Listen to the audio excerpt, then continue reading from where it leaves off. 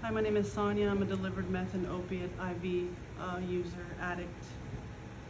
I've been clean since April 14th of 2022.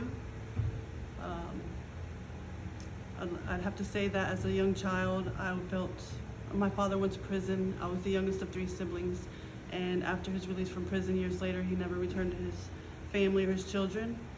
So at a very young age, I felt very unloved and abandoned, rejected. A couple years later, my mom ended up remarrying my stepdad, who I love dearly to this day. He's my father, but it wasn't always like that. I resented him very much. I was very angry and very hard to love. And so it was like 2 enemies living in the same household. So to move forward, at a very young age, I started seeking attention in every way I could get it, especially from males. I was out of control. I wasn't an easy child. At the age of 16, I got pregnant with my first son, Alex, who is 18 now. I thought I'd found the love of my life with his father, but it didn't turn out that way. He ended up walking away from us, and once again I felt very unloved and abandoned and rejected. So that's when the partying really began in my life. At 18, I had gotten arrested. I've been in and out of jails, rehabs, just to kind of give you an idea of everything I've been through throughout the years. In and out of prison, or jail, I'm sorry, rehabs. Nothing ever really changed me. I had married. I have 3 beautiful boys, but nothing was ever enough to change me. It was never enough for me to want to just really, change my life around, because I had a lot of other issues that I never dealt with.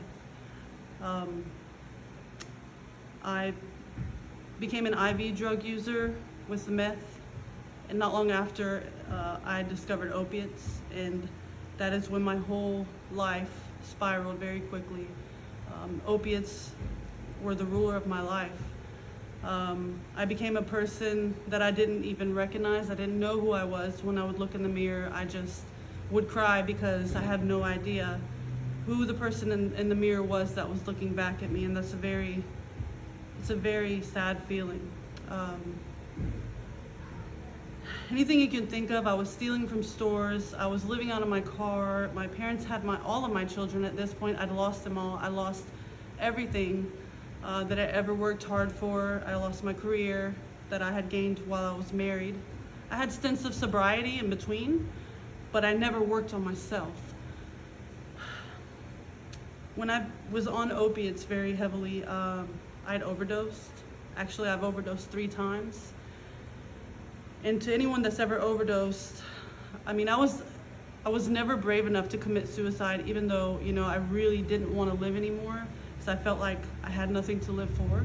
I'd settled that this was going to be my life till I took my last breath. And every time I would overdose, when I would wake up, I would be more dead inside each time.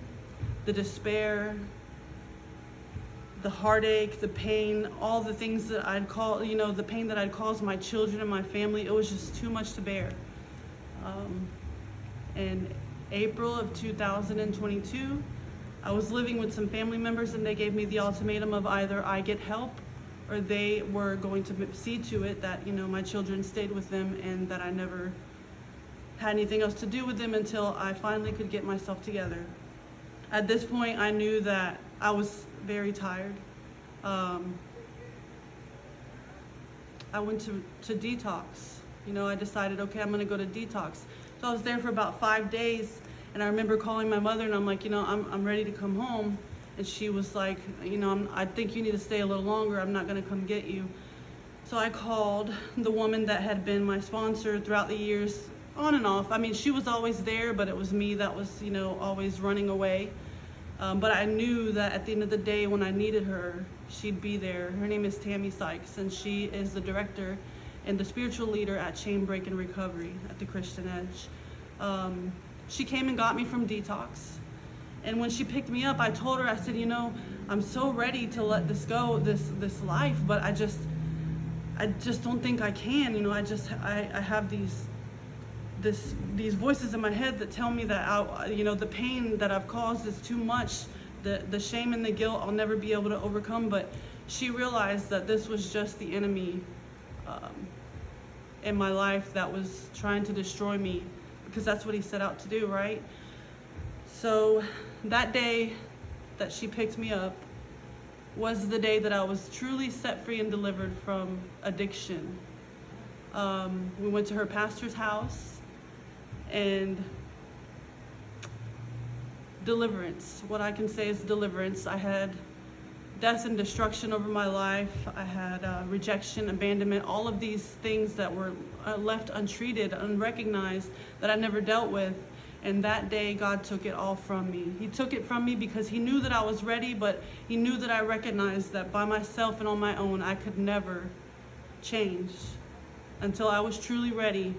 And God took it all from me. Today, my life is amazing. I have a great job. I have my children with me. I have a home.